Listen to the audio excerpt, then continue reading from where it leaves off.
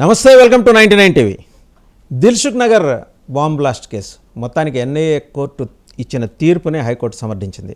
NIA court 5గురికి మరణశిక్ష విధించిన దాని మీద సవాల్ చేస్తూ 2016లో వెళ్ళారు. 2018 నుంచి ఇప్పటిదాకా మొత్తానికి తీర్పు పెండింగ్లో ఉంది. తెలంగాణ హైకోర్టు తీర్పు వెలువరించింది. 5గురు ఎక్యూజ్డ్, దాంట్లో వారందరికీ కూడా ఉరిశిక్షని ఖరారు చేసింది. ఎన్ఐఏ కోర్టు విధించిన ఉరిశిక్షని. అది ఎంతటి దుర్మార్గమైన వ్యవహారమో దాదాపు జరిగిన విధ్వంసం తెలుసు. దిల్సుఖ్ నగర్ బస్ స్టాప్ దగ్గర జరిగిన విధ్వంసం తెలుసు.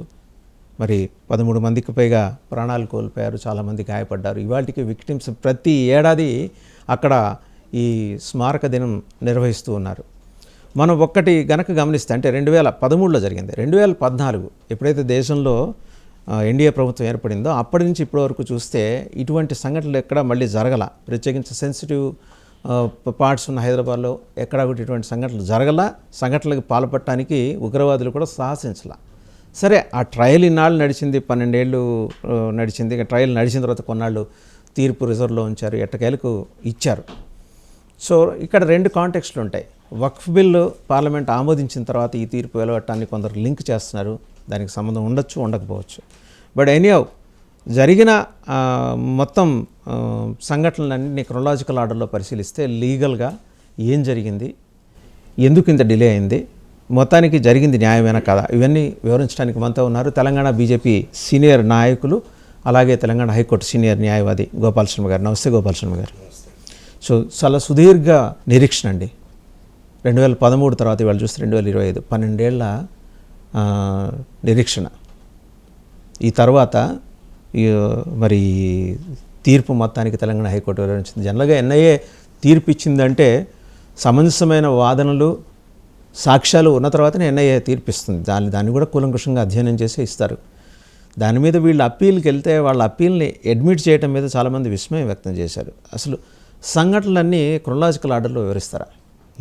ముందుగా మీకు ప్రేక్షకులందరికీ హృదయపూర్వకంగా నమస్కారాలు తెలుపుకుంటూ, February 21, 2013 ఈ బాంబ్ బ్లాస్ట్ జరిగినాయి 2 చోట్ల. ఆ రోజు దిల్సుఖ్ నగర్లో, తర్వాత A1 మిర్చి సెంటర్ అని ఒకటి ఉంది అక్కడ. అందులో అంతకుముందు 2006లో 7లోనో గోకుల్ చాట్లో, లుంబిని గోకుల్ చాట్లో బాంబ్ బ్లాస్ట్ జరిగినాయి. 2 వేరు కేసులు. అందులోనూ వాళ్ళ సజ్జనార్ గారు అప్పుడు వచ్చినప్పుడు వరంగల్ నుంచి వస్తుంటే వాళ్ళని ఎన్కౌంటర్ చేశారు. వీళ్ళని కూడా ఆ విధంగా చేస్తే బాగుండేది. కాంగ్రెస్కి ఏంటంటే ఒక జాడ్యం, మేమంతా ఏదో ఇది డెమోక్రాటిక్ వేలో వెళ్తున్నామని చెప్పి వాళ్ళని కాపాడటానికి కొందరు ప్రయత్నిస్తారు.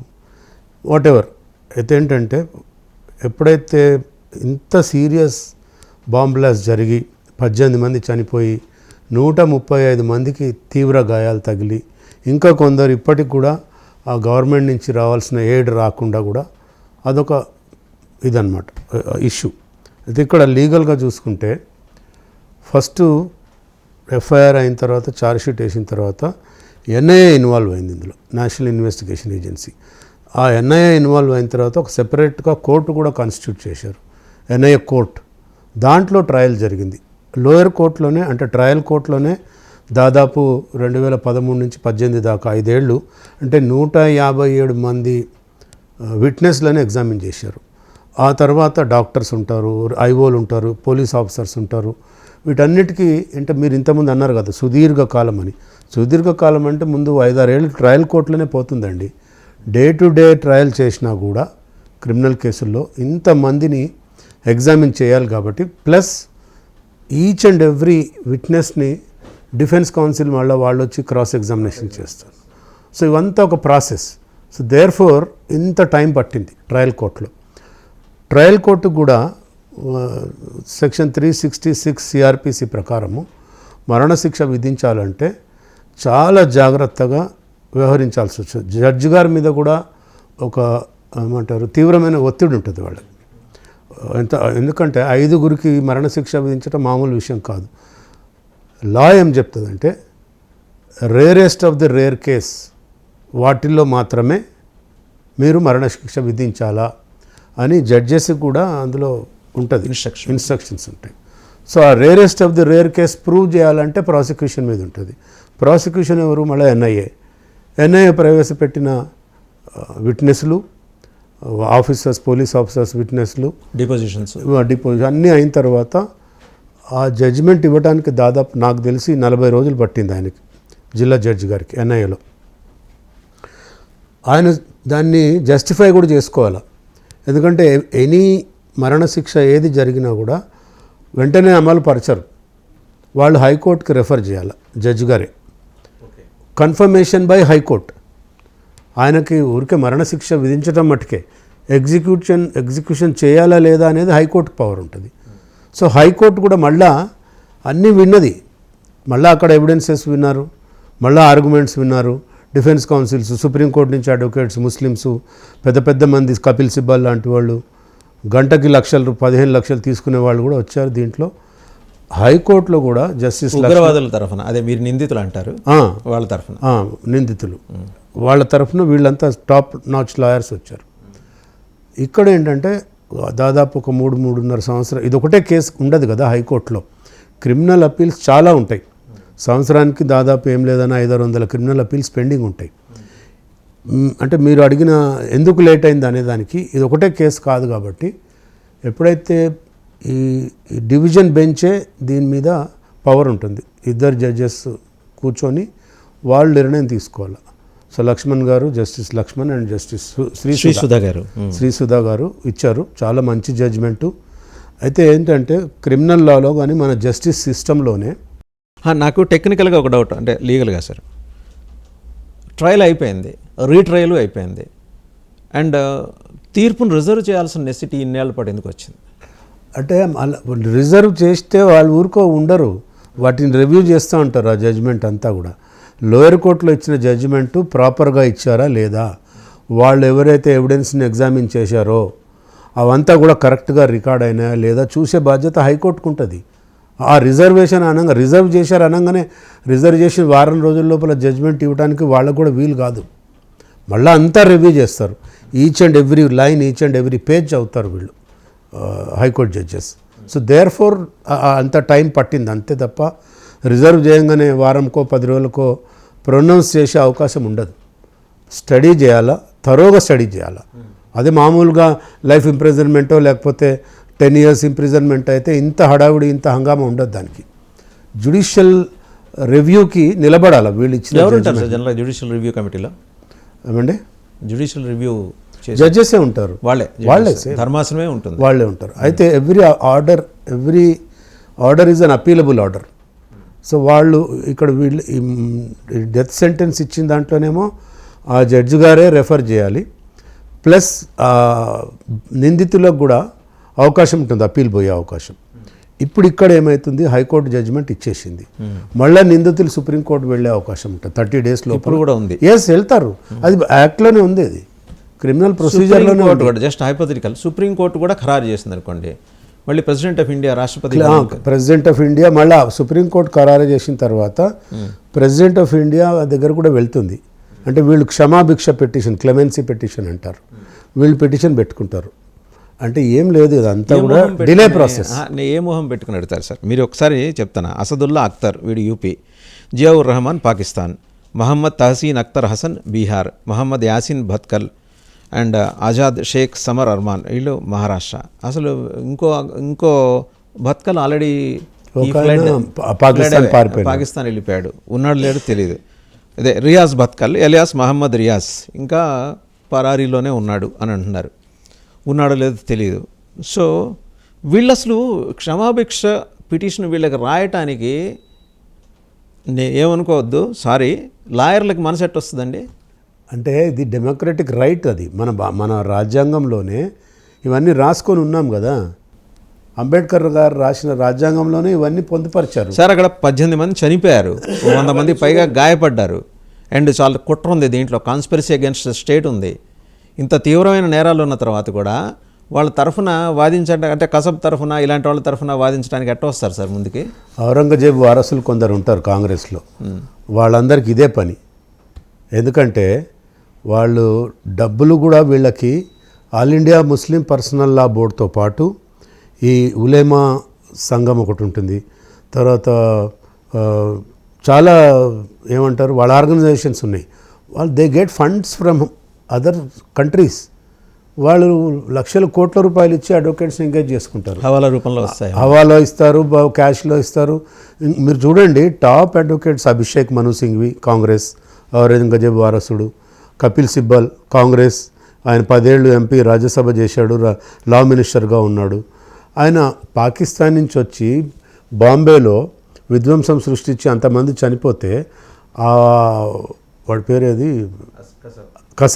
కసబ్ కేసు వాదించాడు. అడ్వకేట్స్కి మనసిస్తా ఎట్లా వస్తుందని మీరు అడుగుతున్నారు. కానీ అడ్వకేట్ బాధ్యత డ్యూటీయే అది కదా, డ్యూటీయే అది. వాడు unless it is finalized by the Supreme Court till such time he has got all options to approach Supreme Court. అక్కడి నుంచి ప్రెసిడెంట్ దగ్గరికి వెళ్తారు. క్లెమెన్సీ పిటిషన్ అదొక 6 నెలలు 9 నెలలు పెండింగ్ ఉంటుంది. ఇప్పుడు సుప్రీంకోర్టు 30 రోజుల్లో వెళ్ళాలి. వీళ్ళు ఎవరైతే ఇప్పుడు నిన్న శిక్ష పడ్డారో వీళ్ళంతా కూడా సుప్రీంకోర్టు వెళ్తారు. సుప్రీంకోర్టులో మళ్ళీ వెంటనే రాదు కదా మ్యాటర్. బెంచ్ మీదకి ఇంతకన్నా ముందు 112 కేసులు పెండింగ్ ఉన్నాయి సుప్రీంకోర్టులో. ఏవి? లైఫ్ సెంటెన్స్ వేసిన కేసులు 112 కేసులు వివిధ హైకోర్టుల నుంచి వచ్చినవి ఉన్నాయి. As of today, as on this day 112 కేసుల్లో సుప్రీంకోర్టు హియరింగ్ చేసి వాటిని కన్ఫర్మ్ చేయడానికి ఇంకా 112 కేసులు పెండింగ్ ఉన్నాయి. చివరిగా వేసింది ఎందులో చెప్పాలన్నా, ఢిల్లీలో ఆ అమ్మాయిని రోడ్డు మీద రేప్ చేసి నిర్భయ కేసులో వాళ్ళకి ఉరిశిక్ష పడ్డది. లాస్ట్ ఎప్పుడు 2021లో. 2021 తర్వాత ఇప్పుడు 25లో ఉన్నాం మనం. ఇప్పటిదాకా ఏ ఒక్క కేసులో కూడా ఉరిశిక్ష అనేది సుప్రీంకోర్టు కన్ఫర్మ్ చేయలేదు. So that was the last case where in Nirbhaya నిందితులకు మాత్రమే ఉరిశిక్ష కన్ఫర్మ్ చేశారు. ఉరి అమలు కూడా జరిపారు. ఎగ్జిక్యూటెడ్. సో ఇప్పుడు అంతకన్నా ముందు 112 కేసులు ఉన్నాయి. సో వీడు ఎన్నో కేసు 113వ కేసు ఇది. ఇంకో 4 ఏళ్ళు పట్టినా వీళ్ళు ఇంకా జైల్లోనే ఉంటారు. అప్పీల్ చేసుకుంటారు మాత్రమే. But they have to be in jail. Where they will be kept అండి? ఇక్కడే ఉంటారా? ఇక్కడే ఉండొచ్చు. అంటే సుప్రీంకోర్టు డిసిషన్.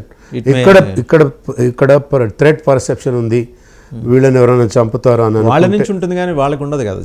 Vice versa. బయట వాళ్ళకి తెలియదు కదా. జైల్లో కూడా కుట్ర జరిగి చంపేయచ్చు. వాళ్ళని చంపితే ఆ జైల్లో ఉన్న అధికారులందరూ సస్పెండ్ అయిపోతారు. స్టేట్ గవర్నమెంట్ మీద ఇంపాక్ట్ పడుతుంది. హోమ్ మినిస్టర్ రిజైన్ చేయాల్సి వస్తుంది. వీళ్ళని ఎట్లా సార్, ఐసోలేటెడా లేకపోతే అందరినీ కలిపి? లేదు, నార్మల్గా జైల్ మాన్యువల్ ఉంటుంది. ప్రతి రాష్ట్రానికి ఒక జైల్ మాన్యువల్ ఉంటుంది. మాన్యువల్లో రాసి ఉంటుంది తీవ్రవాదులకి ఎక్కడ పెట్టాలి, ఏ సెల్లో పెట్టాలి. నార్మల్ జైలు శిక్ష పడుతుంది 3 ఏళ్ళు 4 ఏళ్ళు పడ్డ వాళ్ళకి నార్మల్గా ఒక హాల్ ఉంటుంది. అందులో 50 మందిని పెడతారు. అదే 10 ఏళ్ళు పైబడ్డ శిక్ష పడ్డ వాళ్ళకి ఇంకొక సెల్ ఉంటుంది. అందులో ఎక్కువ మంది ఉండరు. ప్లస్ వాళ్ళని మొలతాడు కట్టుకొనియరు, లుంగీలు కట్టుకొనియరు. ఎందుకంటే వాడు ఆత్మహత్య చేసుకుంటాడు బాత్రూంలోకి వెళ్ళి అని. జైల్లో బాధ్యత చాలా ఎక్కువ ఉంటుంది బయటకన్నా. సో వీళ్ళు ఏమన్నా ఆత్మహత్య చేసుకుంటారేమని కూడా వాళ్ళని కంటికి రెప్పలా కాపాడుకునే బాధ్యత జైలు అధికారులది. So supposing jail superintendent state గవర్నమెంట్కి రాసి, సార్ వీళ్ళు ఇక్కడ మేము ఇంకా ఉంచుకోలేమని అన్నప్పుడు then the same thing will be referred to Supreme Court, ఈ హైకోర్టు. అప్పుడు వాళ్ళు డిసిషన్ తీసుకొని తిహార్ జైల్లో పెట్టాలా, అంతకన్నా తీవ్రవాదులు ఉన్న జైల్లో పెట్టి వాళ్ళని కంప్లీట్గా ప్రొటెక్షన్ ఇచ్చి పెట్టాలనేది మళ్ళీ again they will decide. State government recommend చేస్తే then Supreme Court will take a decision. వీళ్ళ తరఫున ఎవరు సార్ ఇప్పటిదాకా అంటే వాదించింది? అంటే ఇంకా అప్పీల్ వేయలే కదా ఇప్పటివరకు వాదిస్తూ వచ్చిన వాళ్ళు. వీళ్ళు ఎంగేజ్ చేసి నేను అది ఫాలో ఢిల్లీ నుంచి ఏమన్నా పెట్టుకుంటారు? కపిల్ సిబ్బల్ 1-2 సార్లు అపియర్ అయినాడు వీళ్ళు ఇనీషియల్ స్టేజెస్లో. అంటే కన్విక్షన్ అయిన తర్వాత కన్విక్షన్ అప్పీల్లో బెయిల్ ఆర్గ్యుమెంట్ చేశాడు ఆయన. కన్విక్షన్ అప్పీల్ ఉంటుంది. బెయిల్ ఇప్పించి వీళ్ళని యథేచ్ఛగా దేశం మీద వదిలేయటానికి. అంటే వాడి రైట్ అది. Bail is a right. సుప్రీంకోర్టే చెప్పింది కదా, bail is a right not jail అని చెప్పింది. సామాన్యంగా మన లా ఏం చెప్తుందంటే 90 రోజుల లోపల మీరు ఛార్జ్షీట్ వేయకపోతే డిఫాల్ట్ బెయిల్ ఇవ్వమనే చెప్తుంది 90 డేస్ లోపల. సో ఛార్జ్షీట్ వేయలేదనుకోండి, ఎందుకు వేయలేదో చెప్పాలి, వాడు కోర్టుకు చెప్పాలి. మేము ఎవిడెన్స్ కలెక్ట్ చేయలేదనో ఇంకా చాలా విషయాలు ఉంటాయి కదా. సో ఇదంతా కూడా డిస్క్రిషన్ ఆఫ్ ది కోర్ట్. ఇప్పుడు మీరు గమనించుంటారు ఈ మొత్తం ఎపిసోడ్లో, ఇప్పుడు దిల్సుఖ్ నగర్లో జరిగిన బాంబు పేలులో మొత్తం 17-18 మంది 130 మందిగా గాయాలయ్యాయి. బస్ స్టాండ్లో మొదటి బాంబు ఆ రోజు ఎక్కడ పేలింది? 100 మీటర్ల దూరంలో మీరు ఇందాక చెప్పారు A1 మిత్ సెంటర్, అక్కడ రెండో బాంబ్ బ్లాస్ట్. సైకిల్ మీద టిఫిన్ బాక్స్ పెట్టుకుని వచ్చారు.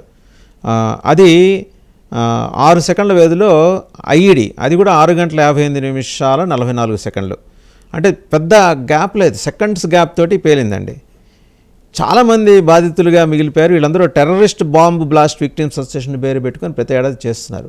పాపం వీళ్ళేదో నిన్న బాణాసంచ కాల్చారు. సో వీళ్ళ సంతోషం మీద ఆవిజాలు నెట్టగా పొద్దున వీళ్ళు సుప్రీంకోర్టుకి పోతారు, ఈ అక్యూజ్డ్.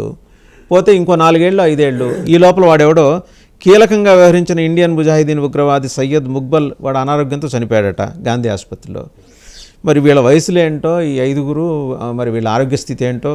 అంటే ఇప్పుడు మనము ఎట్లా చూడాలంటే 1992లో బాబ్రీ మస్జిద్ డెమాలిషన్ అయితే ఇప్పటికీ ఓల్డ్ సిటీలో వాళ్ళు దానికి నిరసనగా నల్లబట్టలు వేసుకొని నిరసన తెలుపుతారు. అదొక తంతు. ఇప్పుడు ఇన్నేళ్ల తర్వాత ఉరిశిక్ష పడ్డది, హైకోర్టు కన్ఫర్మ్ చేసింది కాబట్టి ఆ బాధితులు ఎవరైతే ఉన్నారో వాళ్ళు నిన్న సంబరాలు చేసుకున్నారు. అది వాళ్ళ రైట్. అది వీళ్ళు అప్పీల్ పోవద్దా అంటే పోయే అవకాశం మన రాజ్యాంగం కల్పించింది. ఇది వీళ్ళ రైటు. 2 సెపరేట్ అంశాలు ఇవి. సో వాడు రైట్ వాడు పర్ఫామ్ చేస్తాడు, వీడు రైట్ వీడు పర్ఫామ్ చేస్తాడు. వాడు బాణాసంచ ప్రతి సంవత్సరం అది కాదు sir, their very act was against the state. Yes, I have a right. నేను క్రిమినల్ కాన్స్పిరసీ చేశాను కాబట్టే నాకు శిక్ష పడ్డది.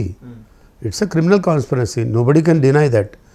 ఒక దేశానికి వ్యతిరేకంగా ఉద్యమం చేశారు వాళ్ళు, ఇంతమందిని చంపారు, కుట్ర చేశారు. సో దేర్ఫోర్ ఆ కుట్రకి శిక్షనే కదా ఇది ఉరి శిక్ష. సో వాళ్ళకి అప్పీల్ అనేది వాళ్ళ రైట్. అది మళ్ళీ అంటే హైకోర్టు, NIA కోర్టు ఎగ్జామిన్ చేసింది, హైకోర్టు ఎగ్జామిన్ చేసింది, స్టిల్ ఇంకా సుప్రీంకోర్టుకి డౌట్స్ ఉంటాయి ఇందులో. వెళ్ళాలంటే ఇక్కడ హైకోర్టు ఇచ్చిన జడ్జిమెంట్ని మళ్ళీ వాళ్ళు రివ్యూ చేస్తారు సుప్రీంకోర్టులో.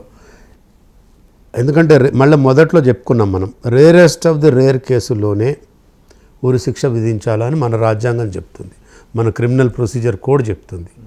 సో దేర్ఫోర్ ఈ లోయర్ కోర్టు అంటే NIA కోర్టు ఇచ్చిన తీర్పు కరెక్టా కాదా నిర్ణయం చేయడానికి వీళ్ళకి 4 ఏళ్ళు పట్టింది, హైకోర్టుకి 5 ఏళ్ళు 6 ఏళ్ళు.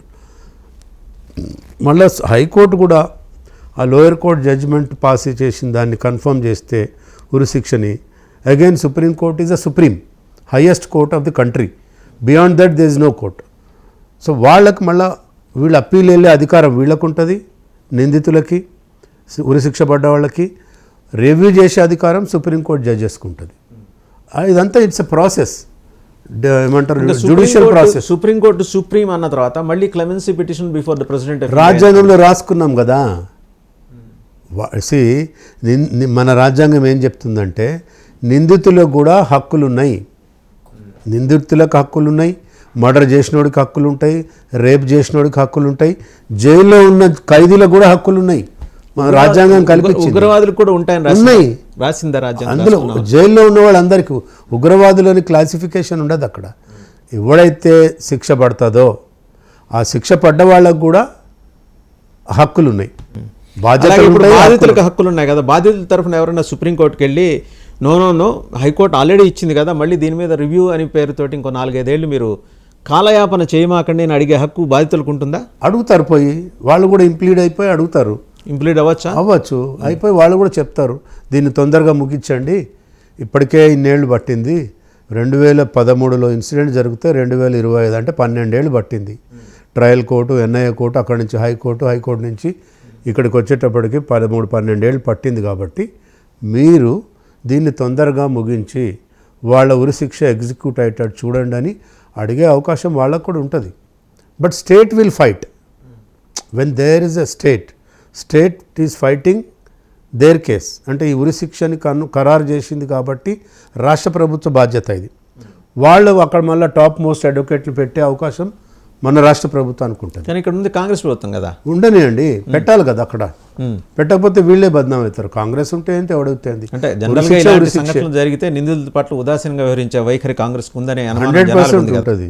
అందుకే మొదట్లో చెప్పాయి, ఔరంగజేబు వారసులు కాబట్టి కాంగ్రెస్లో ఆ ఉదాసీనత అనేది వాళ్ళ బ్లడ్లో, వాళ్ళ DNAలోనే ఉంటుంది. మీరు ఒక చిన్న ఉదాహరణ చెప్తా. షబీర్ అలీ అని మా నిజామాబాద్ వాడు మంత్రి, వాడు వరంగల్ ఎన్కౌంటర్ చేశాడు సజ్జనార్ గారు. అందులో జైల్లో ఉంటే చంచల్ కూడా జైలుకి వెళ్ళి in the capacity of minister YS గారి పీరియడ్లో, వైఎస్ గారు చీఫ్ మినిస్టర్, ఈయన ఏదో మినిస్టర్ అప్పుడు షబీర్ అలీ గారు, ఆయన జైల్లో పోయి నిందితులను కలిసి వచ్చాడు. ఉగ్రవాదులను కలుస్తారు ఎవరన్నా మినిస్టర్? ఆ ముఖ్యమంత్రి ఏం చేయాలా? నువ్వు యాంటీ సోషల్ ఎలిమెంటరా వెదవా, నిన్ను తీసేస్తున్నామని తీసేయాలి కదా మంత్రి పదవి నుంచి. సో కాంగ్రెస్ ఆ పని చెయ్యదు, వాళ్ళ డిఎన్ఏలోనే ఉంది ముస్లిం అపీజ్మెంట్ పాలసీ. సో అందుకే దేశం ఇట్లా ఏడిచింది. సడన్గా ఇప్పుడు మోడీ గారు వచ్చి అన్ని రిఫార్మ్స్ తీసుకొస్తుంటే వీళ్ళకి మెంగుడు పడక ఏదో ఒకటి బురద జల్లే కార్యక్రమము చేస్తూ ఉన్నారు వీళ్ళంతా. అది సో ఇది మొత్తానికి ఏంటంటే దిల్సుఖ్నగర్ బాంబ్ బ్లాస్ట్లో ఉన్న లీగల్ అంశాలు. ఇక రెండో అంశంలోకి వెళ్దాం సార్. వక్ఫ్ బిల్లు సవరణ, దానికి ఉమీద్ అనే పేరు పెట్టి మన కేంద్ర హోంమంత్రి ప్రవేశపెట్టారు.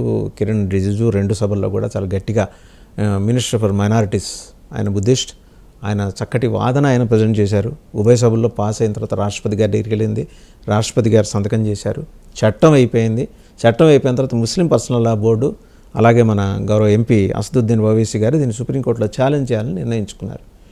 వీళ్ళు చేసిన సవరణలు ఏంటి, వాళ్ళకున్న అభ్యంతరాలు ఏంటి సార్? ఇప్పుడు ఈ వక్ఫ్ బిల్ అనేది మొట్టమొదటిసారి 1955లో పెట్టారు. అప్పుడు పెట్టినప్పుడే దాని వెనుక ఒక కాన్స్పిరసీ ఏంటంటే భారతదేశంలో ఉన్న ఈ భూములన్నీ కూడా ముస్లిమ్స్ పరం చేయాలా. ఇది నెహ్రూ పాలసీ. అప్పుడు జవహర్లాల్ నెహ్రూ గారి పాలసీ మొదటి నుంచి ముస్లిం అపీజ్మెంట్ పాలసీ. ఇప్పుడు అదే మీరు హిందూ బోర్డ్ అని హిందువులు ఇప్పుడు మనకు 1962లోనే ఇప్పుడు మొట్టమొదటిసారి Hindu religious and endowment act అని చేశారు. ఇదే కాంగ్రెస్ గవర్నమెంటే చేసింది. కానీ ఇక్కడ గుడిలో ఉన్న ఇన్కము, గుడిలో ఉన్న భూములు, గుడిలో ఉన్న మణులు మాన్యాలు, వాటి మీద వచ్చే ఇన్కమ్ అంతా మీరు ముస్లిమ్స్కి ఖర్చు పెడతారు సక్సెసివ్ గవర్నమెంట్స్. వేరేజ్ వక్ఫ్ బోర్డ్ బిల్ తీసుకొచ్చి వక్ఫ్లో ఉన్నటువంటి ప్రాపర్టీల మీద మీకు అధికారం లేదు ప్రభుత్వానికి, వక్ఫ్ బోర్డుకే అధికారము. వక్ఫ్ బోర్డులో ఎవరున్నారు? వాళ్ళు మెజిస్ట్రేట్లు, జడ్జిలు, మెంబర్లు, ఎంపీలు, ఎమ్మెల్యేలు అంతా ముస్లిమ్స్ని పెడతారు అందులో వాళ్ళు. అంటే అక్కడే వాళ్ళ మైండ్ సెట్ తెలుస్తుంది. ఇంకోటి, మనకు స్వాతంత్రం వచ్చిన తర్వాత వక్ఫ్ బోర్డులో మొట్టమొదటి ఉంది 2,70,000 ఎకరాలు ఎంతో, 4 lakh వాట్ ఎవర్. ఇప్పుడు 9.5 లక్షల ఎకరాలు ఎక్కడి నుంచి వచ్చింది వీళ్ళకి? ఆ మధ్య అసదుద్దీన్ ఓవైసీ అరుస్తూ ఉన్నాడు పిచ్చి కుక్కలాగా. వాడేమన్నాడు? 30,000 एकड़ के लिए उत्तर प्रदेश में हमारे को कागजात नहीं है तो क्या आप खींच लेते क्या?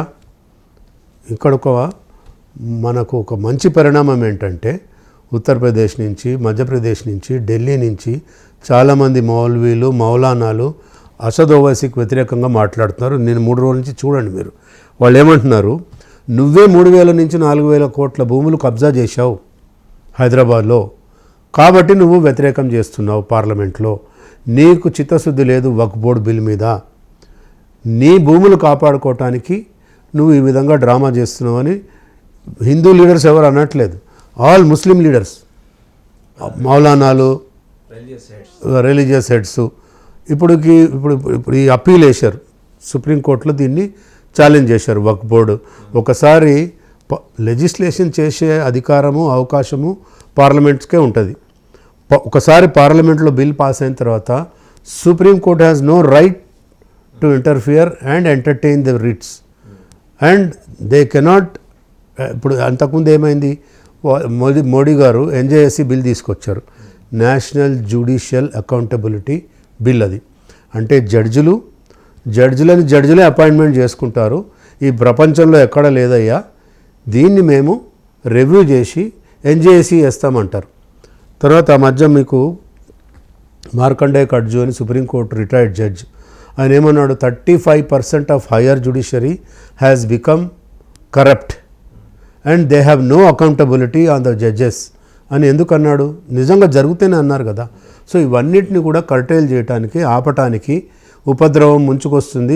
డెమోక్రటిక్ రైట్స్, వాల్యూస్ అన్నీ పోతున్నాయి కాబట్టి ఈ ఎన్జేఎస్సీ బిల్ తీసుకొచ్చారు పార్లమెంట్లో.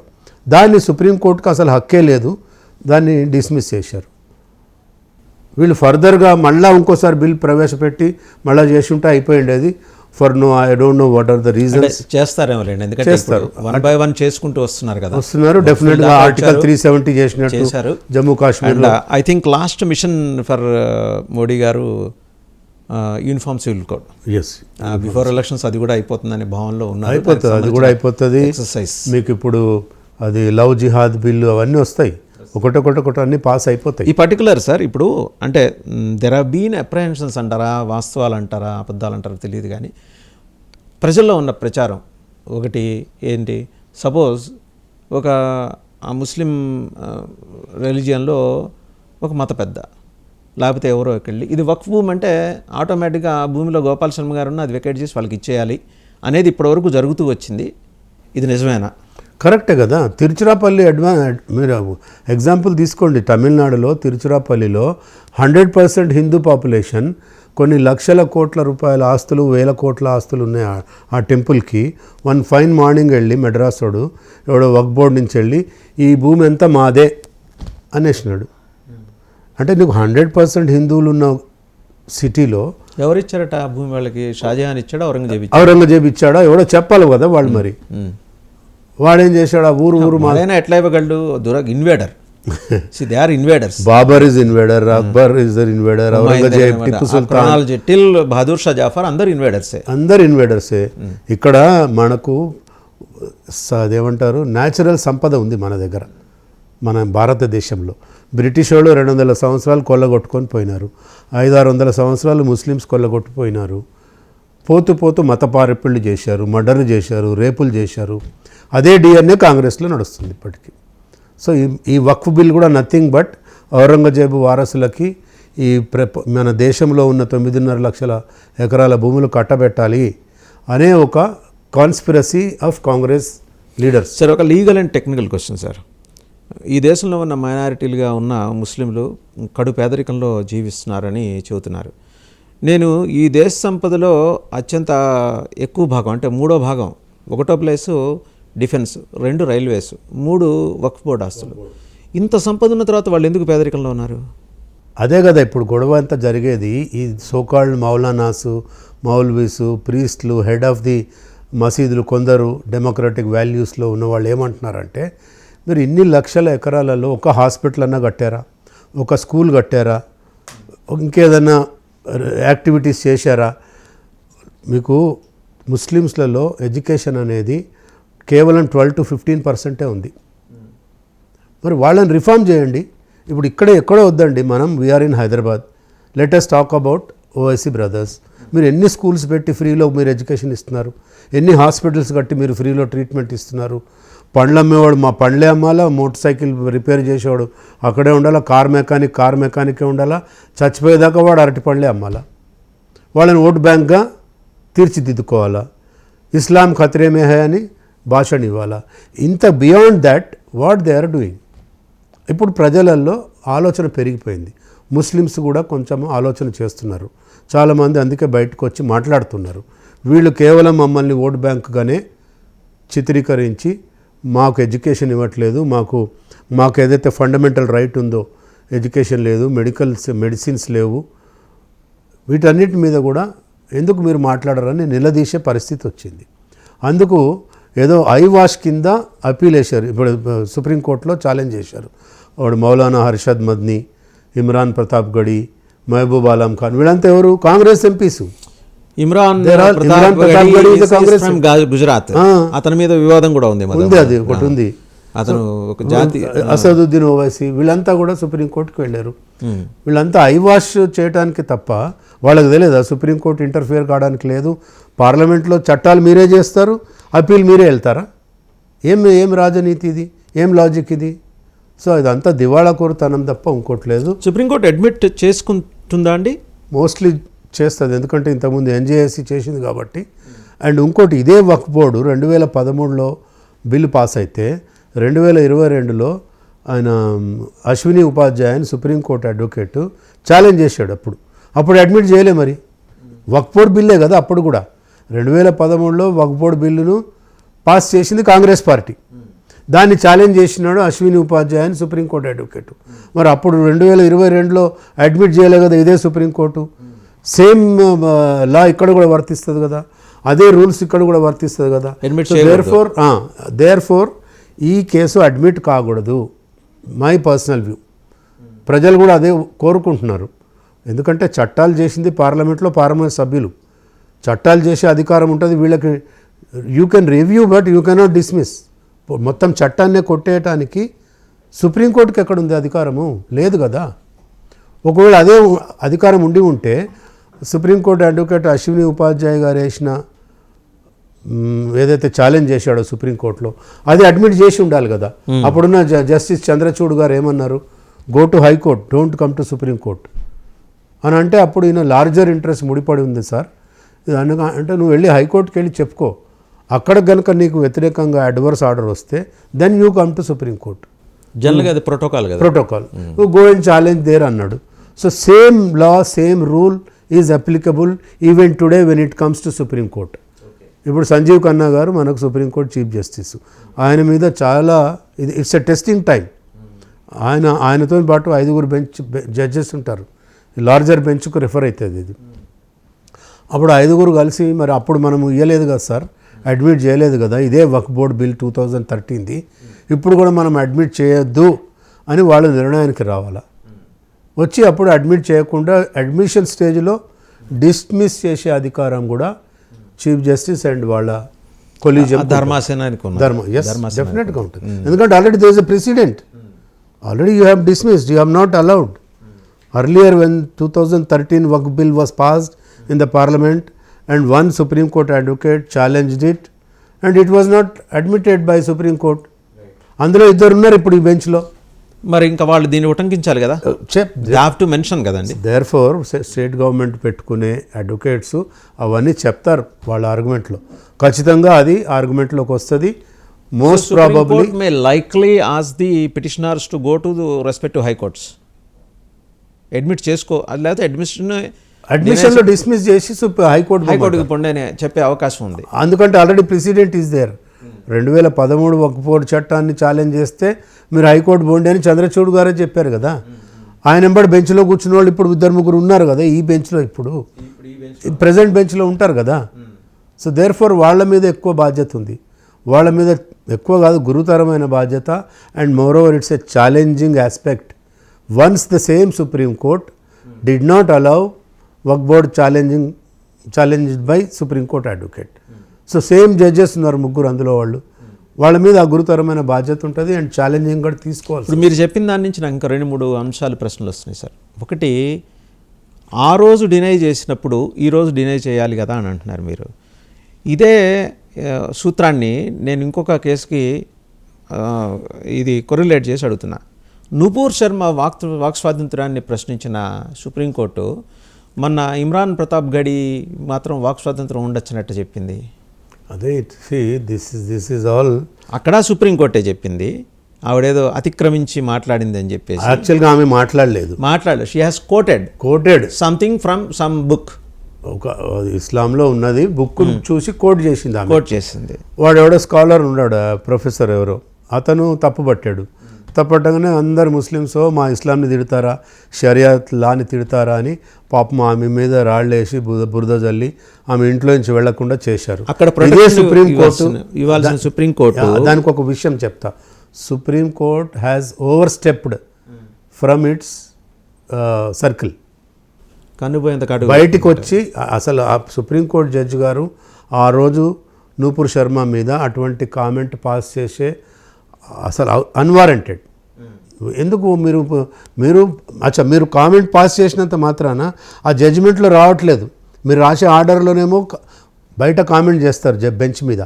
When it comes to writing in a judgment they are not quoting this point, మామూలుగా వేరే జడ్జిమెంట్ రాసేస్తారు. సో ఇక్కడ కాంట్రవర్సీ వస్తుంది. సుప్రీంకోర్టు జడ్జెస్ కూడా మైండ్ అప్లై చేసి, విజ్డమ్ అప్లై చేసి, విత్ పూర్తి స్పృహలో ఉండి జడ్జిమెంట్స్ ఇవ్వాల్సి ఉంటుంది. అందుకే మోడీ గారు ఎన్జేఏసీ బిల్ పెట్టారు. ఇప్పుడు ఏమైంది, జడ్జి గారు తప్పు చేస్తే శిక్ష లేదు మన లాలో. మన ఆవిడ అంది కదా మమతా బెనర్జీ గారు అనేసారు. ఎవరో అని కాదండి, మన కేసీఆర్ ఈ బడుద్దాయి అప్పుడు ఆర్టీసీ స్ట్రైక్ అప్పుడు మేమే ఉన్నాం అందులో, ప్రకాష్ రెడ్డి గారు మేము ఆ ఆర్గ్యుమెంట్లో. ఆ రోజు ఏమన్నాడు, 42 రోజులు హైకోర్టులో చీఫ్ జస్టిస్ గారి కోర్టులో ఆర్గ్యుమెంట్స్ జరిగినాయి. 43వ రోజులో ఆయన ఏదో జడ్జిమెంట్ ఇచ్చారు. కేసీఆర్ ఏమన్నాడు, as a chief minister high court order ఇస్తే మేము ఇంప్లిమెంట్ చేస్తామా? చెయ్యమండి. కేసీఆర్ వర్డ్స్, చెయ్యమండి. కొడుతుందా హైకోర్టు వచ్చి అన్నాడు. అంటే హైకోర్టు మీద అంత గౌరవం ఉంది కేసీఆర్ గారికి. అటువంటి వాళ్ళు వందల మంది ఉన్నారు కాంగ్రెస్లో, బీఆర్ఎస్లో. ఇప్పుడు వాళ్ళు కూడా అనొచ్చు. అయితే ఇప్పుడు సుప్రీంకోర్టు కనుక అడ్మిట్ చేసి ఏదైనా ఆర్డర్ పాస్ చేస్తే బీజేపీలో కానీ మిగతా ఏ పార్టీలలో అంటే నేషనలిస్ట్ పార్టీలో అట్లా అనటానికి ఎవరు సాహసించరు. సుప్రీంకోర్టు కొడుతుందా మమ్మల్ని అని బీజేపీలో ఎవడు అన్నాడు. దట్ ఈస్ అది కేసీఆర్కే చెల్లింది. కాంగ్రెస్కి అట్రిబ్యూట్స్, మోటివ్స్ అట్రిబ్యూట్ అంటారు. అంటే వాళ్ళకి మోటివ్స్ అట్రిబ్యూట్ చేసి వీళ్ళ వెస్టెడ్ ఇంట్రెస్ట్ ఉంది కాబట్టి ఇట్లాంటి పాస్ చేశారా అని అంటారు. బట్ ఏదేమైనా చాలా జాగ్రత్తగా ఈ సుప్రీంకోర్టు అనేది అడ్మిషన్ స్టేజ్లోనే డిస్మిస్ కావాలని నేను కోరుకుంటున్నా. Because there is a president. అంటే ప్రెసిడెంట్ ఉంది కాబట్టి కోరుకుంటున్నారా, లేకపోతే పాసిబిలిటీస్ ఉన్నాయి కాబట్టి కోరుకుంటున్నారా? పాసిబిలిటీస్ ఉన్నాయి. There are possibility. బికాజ్ చట్టంని సుప్రీంకోర్టుకు హక్కు లేదండి. ఇప్పుడు లెజిస్లేటర్స్ ఎవరు? ఎమ్మెల్యేలు, ఎంపీలు. చట్టం చేసేది ఎవరు? ఎమ్మెల్యేలు, చట్టసభ. మనకు మన రాజ్యాంగం చట్టాన్ని ఇంప్లిమెంట్ చేసే బాధ్యత ఎన్ష్యూరింగ్ అథారిటీ అంతే. Executive will execute. అంటే ఐఏఎస్లు, ఐపీఎస్లు చట్టం చేసిన దాన్ని వీళ్ళు ఇంప్లిమెంట్ చేయాలా. రివ్యూ మట్టుకే సుప్రీంకోర్టు చేయాలా. న్యాయ సమీక్షనే మటుకు చేయాలా. మీరు చట్టసభల్లో ఎంటర్ అయ్యి మీరు చేసిన తప్పు అనడానికి సుప్రీంకోర్టుకు హక్కు లేదు. సో అవన్నీ కూడా బేరీజ్ వేసి అంటే పూర్తిగా హైపోథెటికల్ సార్. సుప్రీంకోర్టు డిస్మిస్ చేసిందే అనుకుందాం. వీళ్ళ ముస్లిం పర్సనల్ లా బోర్డు లేకపోతే ఓవైసీలు ఇలాంటి వాళ్ళందరూ ఇమ్రాన్ ప్రతాప్ గడి వాళ్ళు మళ్ళీ వాళ్ళు రాష్ట్రపతి దగ్గరికి వెళ్ళే అవకాశం ఉందా? ఇందులో లేదు. ఊరికే మెమరాండం ఇచ్చుకుంటారు. ఏదో ఐవాష్కి పోయి మెమరాండం ఇస్తారు. రాష్ట్రపతికి సంబంధం లేదు. ఇది రాష్ట్రపతి బిల్ ఆల్రెడీ పాస్ అయిపోయింది. ఆమె సంతకం పెట్టింది, బిల్ వచ్చేసింది బయటకి. She has no role to play now. ఇంకోటి మీరు గమనించుంటారు, ఇస్లామిక్ డెమోక్రటిక్ ఫ్రంట్ ఆయన ఎవరు, అజ్వాలా అని ఒక ఆయన, ఈ పార్లమెంటు ఈ చుట్టుపక్కల రాయలసీమ హిల్స్ అవన్నీ వక్ఫ్ భూములే, ఏదో ఒక రోజు వచ్చి మేము పార్లమెంటు మేము టేక్ ఓవర్ చేస్తాం అన్నాడు. అట్లాంటి క్లెయిమ్స్ మన ఐఎస్బీ మీద ఉంది, మన ఏంటది లాంకో హిల్స్ మీద ఉంది, ఎక్కడ పడితే అక్కడ ఇట్లా ఉన్నాయి. ఉత్తరప్రదేశ్ హైయెస్ట్ 2,32,000 ఎకరాలు వక్ఫ్ భూములు. హైదరాబాద్ ఒక 62,000, ఆంధ్రప్రదేశ్ ఒక 52,000 ఎంతో ఉంది. తెలుగు రాష్ట్రాల్లో కూడా ఆందోళన మొదలైనాయి. ఒకళ్ళొక్కళ్ళుగా పార్టీని తెలుగుదేశం, జనసేన సమర్థించాయి కాబట్టి ఎక్కువ తెలుగుదేశం నుంచి రాజీనామాలు వస్తున్నాయి. ఈసారి ఇక్కడ కాంగ్రెస్ గవర్నమెంట్తో న్యాచురల్ ప్రొటెస్ట్ ఉంటుంది. ఇప్పుడు ఇలా ఎవరైనా వచ్చి క్లెయిమ్ చేసుకుంటే ఇచ్చిన సందర్భాల్లో కూడా ఉన్నాయా? తమిళనాడులో ఒక గ్రామాన్ని వాళ్ళు క్లెయిమ్ చేశారు. చాలా చోట్ల ఉన్నాయండి. ఉత్తరప్రదేశ్ సంబల్ ఏంటి? సంబల్ అర్లియర్ అప్ టు 1979-80 దాకా ఇట్ వాజ్ 90% హిందూ డిస్టిక్. అది విలేజ్. వాడు వక్ఫ్ బోర్డ్ వాడు వచ్చి క్లెయిమ్ చేశాడు. ఏంటో తెలుసా? ఈ సంబల్ విలేజ్కి 25 కిలోమీటర్ల రేడియస్లో మొత్తం వక్ఫ్ భూములే అనేశాడు. ఎవరు? వక్ఫ్ బోర్డ్ వాడు. అసలు అక్కడ 25 కిలోమీటర్లే లేదు, 18 కిలోమీటర్లే ఉంది. అంటే నీ పరిధి ఆ విలేజ్కి పరిధి దాటి వాడు వక్ఫ్ బోర్డ్ అని అడుగుతున్నాడు. వాడు ఇంక ఇంతకన్నా మూర్ఖత్వం ఏమైనా ఉంటుందా? ఇది వాళ్ళ నాలెడ్జ్.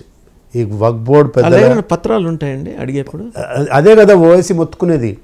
అరే అందుకే వాడు ఏమన్నాడు, వక్ఫ్ బై యూజర్ అంటే. ఇప్పుడు మీ టీవీ 99 టీవీ ఉంది. మా తాతలు ఎప్పుడో 90 ఏళ్ల కింద ఇక్కడ నమాజ్ చేశారు. మీరు చాట్ నా తీసేయండి టీవీ 99, ఇది మా వక్ఫ్ బోర్డు అసలు భూమి అంటే మీకు నోటీస్ ఇస్తే వాడు వచ్చి కబ్జా చేయొచ్చు మీ TV 99. That was the law passed by Congress party. BJP ఏమంటుంది? ఇది అన్యాయం రా, అక్రమం రా. వక్ఫ్ బోర్డ్ చైర్మన్ వచ్చి ఈ భూమి నాదే అంటే గుళ్ళ భూములు నావే. అంతేందుకండి, మీకు ఢిల్లీలో 123 ప్రాపర్టీసు మన్మోహన్ సింగ్ ప్రధానమంత్రి ఉన్నప్పుడు జస్ట్ దిగిపోయే ముందు సంతకం పెట్టాడు. ఆ ఒట్టి అమ్మితేనే 20,000 కోట్లు వస్తాయి. ఢిల్లీ ప్రాపర్టీకే 20,000 కోట్లు వస్తాయి. ఇంతకన్నా దుర్మార్గం ఈ భూ ప్రపంచంలో ఏ పార్టీ చేయదు ఎక్సెప్ట్ కాంగ్రెస్ పార్టీ. ఈ దుర్మార్గానికి శంకుస్థాపన చేసింది పివి నరసింహారావు గారు కదా 1995లో. ఆయన కూడా కాంగ్రెసే కదా. అదే ఆయన కూడా కాంగ్రెసే. మనం ఒకసారి క్రొనాలజికల్ ఆర్డర్ చూస్తే కనుక sir 1913 when British government was there, they have initiated this. ఎక్కడ ఏ ఇస్లామిక్ దేశాల్లో కూడా ఇలాంటిది లేదు. అని సౌదీ అరేబియా లాంటి దేశాల్లో కూడా ఎక్కడ లేదు. 56 ముస్లిం కంట్రీస్లో ఎక్కడ లేదు ఎక్కడ వక్ఫ్. లేదు. 13, 23, 1930, అగైన్ 45, 54, 85, 84, 95, 2013. ఇప్పుడు నేను అనేది ఏంటంటే ఇన్నిసార్లు సవరణలు చేసినప్పుడు లేని అభ్యంతరాలు ఇవాళ చేసిన సవరణకి ఎందుకు వస్తున్నాయి? ఎందుకంటే వీళ్ళంతా కూడా ఈ సోకాల్డ్ లీడర్, సోకాల్డ్ ముతావలి, సోకాల్డ్ కమ్యూనిటీ పెద్దలు, ముస్లిం పర్సనల్ లా బోర్డు, వీళ్ళంతా ఏంటంటే కొన్ని లక్షల ఎకరాల మీద కబ్జా చేసుకొని కూర్చొని ఉన్నారు. దానికి వచ్చే రెంట్స్ తింటున్నారు. వాళ్ళ బండారం బయటపడుతుంది. కాబట్టి ఇక ఆబ్జెక్షన్. ఇంకొక 2 అంశాలు వాళ్ళు తెర మీద తీసుకొస్తున్నారు. మా వక్ఫ్ బోర్డులో ముస్లిమేతరులు ఎందుకు ఉండాలి? ఇద్దరు ఎందుకు ఉండకూడదు చెప్పండి మీరు. ఎందుకు ఉండకూడదు చెప్పండి మీరు. అంటే మీరు వక్ఫ్ బోర్డు అని భూమి మా కబ్జా చేసి అందులో జడ్జిలు వాళ్ళే, మెంబర్లు వాళ్ళే, బోర్డు మెంబర్లు వాళ్ళే, అడ్వకేట్స్ వాళ్ళే, రెవెన్యూ వాళ్ళే, అన్నీ వాళ్ళే పెట్టుకొని వాళ్ళే. ఇప్పుడు నాకు అన్యాయం జరిగిందండి, నా భూమి ఉంది బేగంపేటలో 10 ఎకరాలు అనుకోండి. వాడెవడో వచ్చి కబ్జా చేస్తాడు. నేను ఎక్కడ పోవాలా? వక్ఫ్ బోర్డుకు పోవాలా, వక్ఫ్ ట్రిబ్యునల్కి పోవాలా. అక్కడ జడ్జి వాడే, పబ్లిక్ ప్రాసిక్యూటర్ వాడే, గవర్నమెంట్ లీడర్ వాడే, మెంబర్లు వాళ్ళే. నేను పోయి ఆర్గ్యుమెంట్ చేస్తే నా ఫేవర్లో వస్తుంది ఆ భూమి. దేర్ఫోర్ అంటే సమతుల్యత పాటించాలి డెమోక్రటిక్ సెటప్లో. కాబట్టి హిందువులను కూడా పెట్టండి అంటే తప్పేముంది? వాళ్ళేం ఆర్గ్యుమెంట్ చేస్తున్నారు? రిలీజియస్ బోర్డులో ముస్లిమ్స్ ఉన్నారా? హిందూ రిలీజియస్ బోర్డులో టీటీడీలో ఉంటున్నారా అని అడుగుతున్నారు. ఎందుకు ఉండాలా? ఇట్స్ హిందూ రిలీజియస్, దానికి ఒక లా ఉంది కదా టీటీడీలో. స్వయం ప్రతిపత్తి. వక్ఫ్ బోర్డు గవర్నమెంట్ ఆధీనంలో పనిచేసేది. సార్ ఇంకోటి వీళ్ళు ఏంటంటే ఇన్ని మాట్లాడతారు కదా. I want to ask one question for entire Indian Muslims. ప్రతి రాష్ట్రంలో హిందూ రిలీజియస్ బోర్డు ఉంది, ఎండోమెంట్ యాక్ట్ ఉంది, వందల లక్షల కోట్ల ఎకరాల భూములు ఉన్నాయి. ఆ భూమి మీద వచ్చే ఆదాయంని ప్రభుత్వము హజ్ సబ్సిడీకి ఉపయోగిస్తున్నారు. మరి వాళ్ళు తీసుకోవద్దు కదా. ఇస్లాంలో ఏముంది? హజ్కు వెళ్ళేవాడు వాడు సొంతంగా కష్టపడి అక్రమంగా కరప్షన్ చేయకుండా, అన్యాయం చేయకుండా సంపాదించిన డబ్బులు ఖర్చు పెట్టి హజ్కు పోవాలని మీ చట్టంలో రాసుకున్నారు కదా. మరి హిందూ దేవాలయాల నుంచి వచ్చినటువంటి ఇన్కమ్ని హజ్ సబ్సిడీకి ప్రభుత్వాలు వాడుతుంటే మీరు ఎందుకు వెళ్తున్నారు హజ్కి? అంటే అది హరామే కదా. ఇజ్ ఇట్ హలాల్? ఇట్ ఈజ్ ఎ హరామ్. సో వాళ్ళు దానికి జవాబు చెప్పాలి. అది. సో అంతా ఆర్గ్యుమెంట్స్ చెప్పుకోవడానికి పనికొస్తాయి, కానీ వాళ్ళు చేసే తప్పులు బయటపడతాయని సుప్రీంకోర్టుకి వెళ్ళారు ఛాలెంజ్ చేయడానికి. అసలు ఇంకోటి అంటే very first technical and logic question sir. వచ్చిన వాళ్ళందరూ ఇన్వేడర్స్, దురాక్రమణదారులు. మంగోలియా నుంచి బాబర్ దగ్గర నుంచి మొదలెడదాం. బాబర్, హుమయూన్, అక్బర్, జహాంగీర్, షాజహాన్ అండ్ ఔరంగజేబ్ కొడుకు ఒకటి ఎవరిని చంపే ఇంకో అక్బర్ 2 ఉంటాడు. అక్బర్ 2 కొడుకు బహదూర్ షా జాఫర్. 8 మంది ఇన్వేడర్స్ ఇక్కడ భూములు ఆక్రమించి ఇక్కడ వాళ్ళకి దానాలు చేసేసి దానికి దేవుడికి ఇచ్చామంటే అదే కదా. అది చెల్లదనే. అంటే మన హిందువులు కళ్ళు తెరవటానికి 600 సంవత్సరాలు పట్టింది. సింపుల్.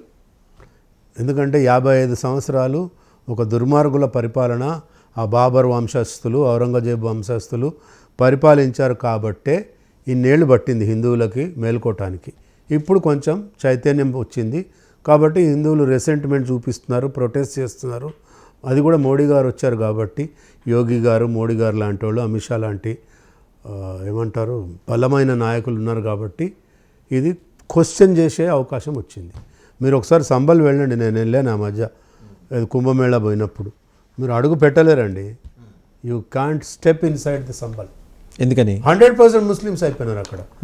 100% హిందూస్ ఉన్న టౌన్ అది. ఇప్పుడు 100% ముస్లిమ్స్ అయినారు. రామనవమి ప్రొసెషన్ తీయాలంటే వాడు మసీద్ కమిటీ వాడు పర్మిషన్ ఇవ్వాలి. హోలీ ఆడాలంటే మసీద్ కమిటీ వాడిని అడిగి హోలీ ఆడుకోవాలి. నువ్వు ఆ పరిస్థితులు తీసుకొచ్చారు. డిస్ట్రిక్ట్ అడ్మినిస్ట్రేషన్ ఏం చేస్తుంది? ఏదండి జిల్లా యంత్రాంగం ఏం చేస్తుంది అక్కడ? ఏం చేయదు. ఇన్నేళ్ళు ఇప్పుడు చేస్తున్నారు. మొన్న హోలీ ఆడారు కదా సంబల్లో. Because of Yogi they played Holi. Because of Yogi Adityanath they have taken a procession of రామనవమికి, దీపావళి అవి జరుపుకుంటున్నారు ఇప్పుడు. Because as long as Yogi is there as a chief minister they can do. వీళ్ళంతా ఏమంటున్నారు? ఏక్ బార్ మోడీకు హట్నే దో, एक बार योगी को हटने दो, मठ को जाने दो, हम देख लेंगे అని వీడు అంటాడు. ఏంది ఆ భాష? It's against nation. You are hatching a plan to create havoc in the nation. నేను తీసుకుపోయి జైల్లో పడేయాలా నేషనల్ సెక్యూరిటీ యాక్ట్ కింద? అవి చేయరు వీళ్ళు. సో జరుగుతూ ఉంది ఇంకా. Right sir, thank you Gopalaswamy గారు, thank you very much sir. చూసాం కదా రెండు కీలకమైన అంశాలు. ఒకటి Dilsukhnagar bomb blast case, దాంట్లో ఇన్నేళ్ళు ట్రయల్ ఎందుకు నడిచింది, దీనికి దీని వెనకాల ఉన్న కారణాలు అన్నీ సమగ్రంగా వివరించారు. ట్రయల్ అనేది ఓవర్ నైట్ ముగిసేది కాదు. 157 మంది సాక్షులు ఉన్నారు, విచారించాలి, ప్రతి అంశాన్ని క్షుణ్ణంగా పరిశీలించాలి, అధ్యయనం చేయాలి. అలాగే మరణశిక్షణ విధించే ముందు 1కి 10 సార్లు ఆలోచించమని వాళ్ళకి గైడ్ లైన్స్ ఉన్నాయి సుప్రీంకోర్టు జడ్జెస్కి. ఎందుకంటే ఒక మనిషి ప్రాణానికి సంబంధించిన వ్యవహారం కాబట్టి, వాడు ఉగ్రవాది అయినా సరే, ఇతర కేసుల్లో నిందితుడైనా సరే, ఇది ఎవరైనా పరాయి దేశస్తుడైనా, అది ఈ రాజ్యం మీద, ఈ దేశం మీద కుట్ర చేసినా సరే వాడికి రాజ్యాంగం వెసులుబాటు కల్పించింది కాబట్టి 1కి 10 సార్లు. సో ట్రయల్ కోర్టు ఇచ్చింది, ఎన్ఐఏ కోర్టు సమర్థించింది, ఎన్ఐఏ కోర్టు ఇచ్చిన తీర్పుని హైకోర్టు సమర్థించింది. రేపు పొద్దున ఇందులో ఎక్యూజ్డ్ అని పేరు పడ్డ 5 ఉగ్రవాదులు సుప్రీంకోర్టుకు వెళ్ళే వెసులుబాటును కూడా మన రాజ్యాంగం కల్పించింది. So it may take another 4 to 5 years, లేదా ఇంకో 10 ఏళ్ళు కూడా పట్టొచ్చు. దీనికన్నా ముందు ఒక 112 కేసులు ఉన్నాయి కాబట్టి. సో కేసులో తీవ్రత దృష్ట్యా దీన్ని ఏమన్నా ముందుగా ఈ రివ్యూ చేసి దీని మీద ఫైనల్ జడ్జిమెంట్ ఇవ్వాల్సిందిగా సుప్రీంకోర్టును అభ్యర్థించాల్సిన బాధ్యత రాష్ట్ర ప్రభుత్వానికి ఉంది. బట్ జనాలకు ఆ నమ్మకం లేదు, ఇక్కడ ఉన్నది కాంగ్రెస్ ప్రభుత్వం కాబట్టి అనే అభిప్రాయం బయట నెలకొంది. ఒకవేళ ఇచ్చినా వీళ్ళు ఎంత బలంగా ఇస్తారు రిప్రజెంటేషన్, సుప్రీంకోర్టులో అఫిడవిట్ ఎంత బలంగా ఫైల్ చేస్తారనే దాని మీద ఆధారపడి ఉంటుంది. వాళ్ళ తరఫున ఎలాగూ కపిల్ సిబాల్ ఉన్నారు, అభిషేక్ మను సింఘ్వీస్ ఉన్నారు, ఇలాంటి వాళ్ళు, లేకపోతే వాళ్ళ వారసులు, లేకపోతే గోపాలస్వామి గారు చెప్పినట్టు ఔరంగజేబ్ వారసులు ఎవరో ఒకళ్ళు వస్తారు, ఉగ్రవాదుల తరఫున పిటిషన్ వేస్తారు సుప్రీంకోర్టులో. సుప్రీంకోర్టు కూడా దీన్ని లేదు మేము ఈ సెక్షన్ ఖరారు చేస్తున్నామంటే వాళ్ళకి అప్పుడు ఇంకో వెసులుబాటు ఉంది, రాష్ట్రపతి దగ్గరికి వెళ్ళటం. సో మొత్తంగా చూస్తే అంటే ఇవాళ 2025, 2040 లోపల ఈ కేసు మీద ఒక నిర్ణయం తీసుకునే అవకాశం ఉంది. అంతేగాని శిక్ష పడుతుందని ఎవరు ఇతమిద్దంగా చెప్పలేరు. ఎంతోటి గొప్ప న్యాయ నిపుణులైనా ఒక నిర్ణయం తీసుకునే ఫైనల్ నిర్ణయం వెలువడే అవకాశం ఉంది. ఆ సమయానికి వాళ్ళకి ఒక్కొక్కరికి 70 ఏళ్ళు 80 ఏళ్ళు వస్తాయి కాబట్టి, షుగర్లు బీపీలు ఉంటాయి కాబట్టి క్షమాభిక్ష పెట్టి వదిలేసేయచ్చు. వాళ్ళ స్వస్థలాలు, పాకిస్తాన్ అయితే పాకిస్తాన్, యూపీ అయితే యూపీ, బీహార్ అయితే బీహార్ వెళ్ళొచ్చు. ఇది సామాన్యుడి కంక్లూషన్, నా అబ్జర్వేషన్ కాదు, ఇది సామాన్యుడి అభిప్రాయం. సో ఎక్కడో ఏదో మార్పు అయితే రావాలి, ఇలాంటి వాళ్ళ విషయంలో ఎస్పెషల్లీ ఉగ్రవాదుల విషయంలో ఒక మార్పు రావాలనే ఆకాంక్ష అయితే బలంగా భారత ప్రజల్లో నెలకొంది. ఇక రెండో అంశం వక్ఫ్ బిల్కి సంబంధించి కూడా చాలా స్పష్టంగా చెప్పారు. సో దాంట్లో సవరణలు ఏంటి, సవరణల్ని వీళ్ళు ఎందుకు ఛాలెంజ్ చేస్తున్నారు, పార్లమెంటు అత్యున్నత చట్టసభ, అది అత్యున్నత చట్టసభ, అక్కడ చట్టం చేసిన తర్వాత సుప్రీంకోర్టు కూడా ఏమీ చేయలేదు. కానీ దాంట్లో ఏమైనా సవరణలు ప్రతిపాదించవచ్చు, లేకపోతే ఇంకోసారి మీరు గవర్నమెంట్ ఆఫ్ ఇండియాని మీరు అఫిడవిట్ ఫైల్ చేయండి అని అడగచ్చు.